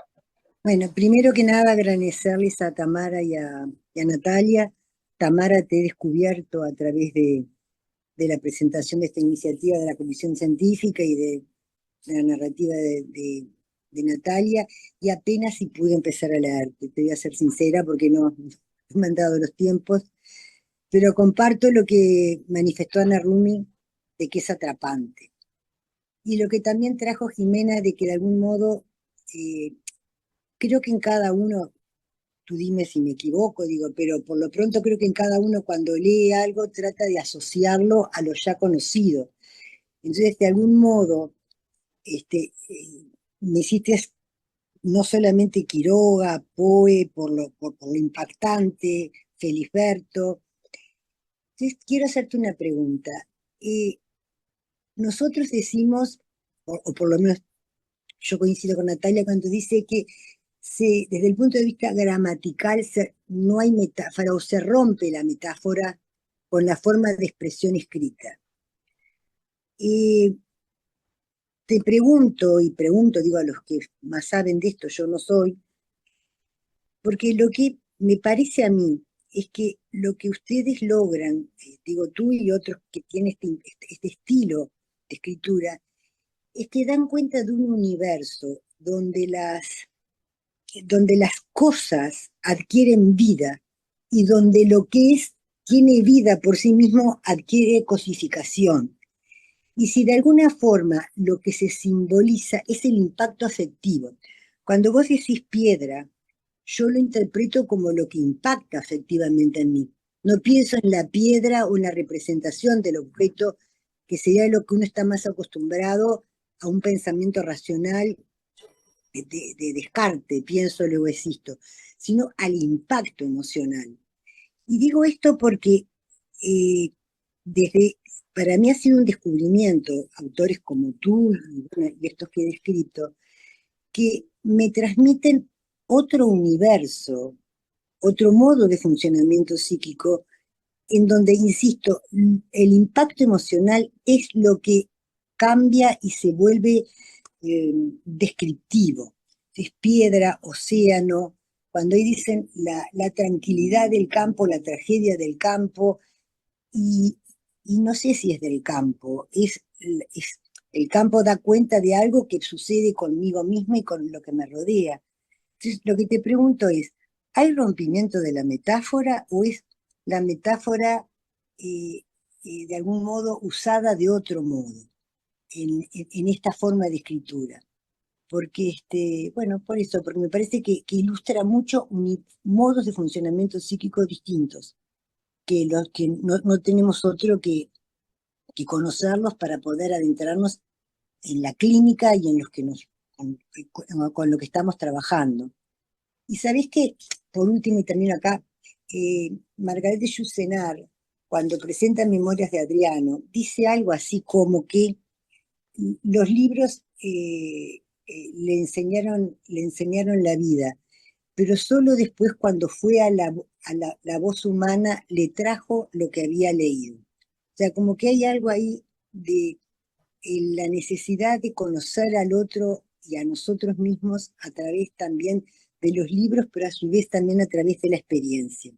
Y creo que tú das cuenta de algo muy vívido, que me parece bueno, que tu escritura también te atrapa por eso, ¿no? Por lo sensitivo que cobra vida. Está, eso. Gracias, Ana. ¿Querés contestar? Le damos la palabra a Tamara. Sí, es complicado, no sé si terminé de entender, pero agradezco la pregunta porque yo creo que hay dos cosas distintas, como pensar en la metáfora y pensar como en un sentido metafórico.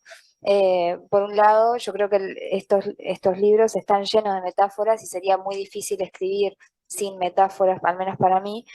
Lo que yo hablaba antes, que tal vez me expresé mal, es que me interesa cuando los hechos de los textos, cuando algo que pasa en un cuento no es interpretado como algo metafórico, sino como algo que está pasando. Estoy como usando como una metáfora para hacer una metáfora también. Como pensar en esto de nada, bueno, una yegua resucita. Es como una metáfora para hablar de desaparecidos, por ejemplo, de algo que vuelve del río, un cuerpo que se pierde y que por eso sigue vivo para siempre. Eso me lo preguntaron y es una interpretación posible, siento, pero también es una yegua que vuelve del río. Entonces, hay algo ahí que me parece que es distinto, que es escribir y usar metáforas como recurso literario y también pensar en esto de una interpretación más metafórica de lo que puede estar pasando.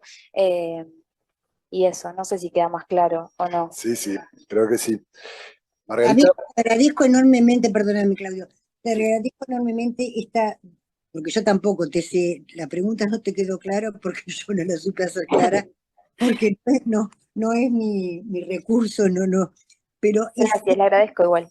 Es lo que te quería preguntar, o sea, y tú me estás dando una pista, o sea, hay una diferencia entre lo que es usar la metáfora y lo que es pensar metafóricamente. Eso. Lo que es imposible escribir sin un pensamiento metafórico. Lo que pasa es que ustedes hacen como otra utilización de la metáfora que no es la que uno está acostumbrado. Te agradezco enormemente, me captaste y te lo agradezco. Gracias. Margarita. Sí, Marina que habló, que no me doy cuenta quién es Marina, pero no sé si está. Marina, no, sí, tú. Bueno, pero me llevó a algo bien importante, que es el placer de la lectura. Leer por leer y dejarse llevar sin imprimir o imponer o autoimponerse ante el texto alguna cuestión intelectualoide, racional y demás.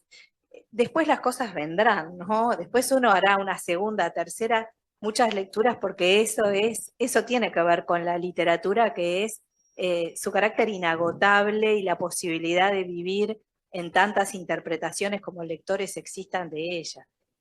Acabo de parafrasear a Humberto Eco. Pero decía, volver a agradecer, porque uno vuelve y vuelve sobre los textos, sobre la magia del trabajo con el lenguaje, Tamara, porque es la frase corta, es el comienzo abrupto, es el final trunco, es lo que no se responde, es el pero, que yo te lo decía la otra vez, en temporada de ballenas, ese coraje de decir pero. Y ahí nos deja, ¿no? O estaba mirando Arena, Arena, Arena, que también me ha provocado muchas cosas, y si el olor viene del arenal. La arena olor no tiene. Es que no es la arena la que huele, no. Es el barco del patrón que trajo las 3 yeguas. ¿Y las yeguas son las que huelen? La muerta, sí. Y a partir de ahí, ¿no? En esa economía de palabras, porque es también es el arduo trabajo de la escritura, no nos olvidemos de eso, ¿no? Lo que nosotros recibimos y disfrutamos es también el trabajo, la creación no es apenas un chispazo, es el arduo trabajo. Así que gracias y gracias, Natalia. Gracias. Vamos cerrando, ¿les parece? Le damos la palabra a Natalia y a Tamara. ¿Ah? No, solo quería agradecerte a vos, Claudia, y a toda la comisión científica, que hoy en los nervios, en el apuro, me olvidé, por el ciclo, por la idea de Tamara y por todo lo que están haciendo. Eso, y a Tamara, de vuelta, eternas gracias. Tengo después para darte unas cositas. Bueno, y yo quiero agradecerles por venir, por quedarse a escuchar, a vos por la lectura, que es muy hermosa, y estoy de acuerdo en que deberías compartir ese texto, a mí me gustaría tenerlo. Gracias por invitarme también y por organizar esta mesa. Así que nada, eso. Bueno,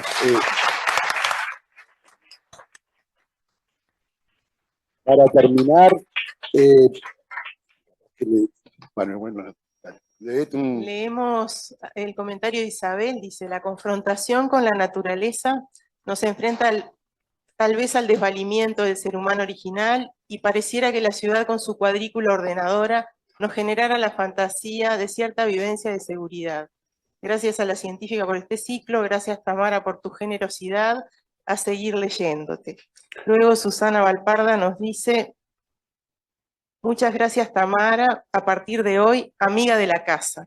Al comentario y video de Natalia y a Claudio, comisión científica en este ciclo, recurrí a los poetas. Capaz Y que bueno, después otros saludos de los que se tienen que con esto retirar. de Tamara, amiga de la casa, que trae en realidad Susana, agradecerle particularmente, invitarlos en este ciclo para el 23 de mayo, que va a presentar un trabajo Silvana Hernández, que se llama La belleza del pensar, que va a estar comentado por Daniel Biebel, un psicoanalista de la Sociedad Argentina de Psicoanálisis.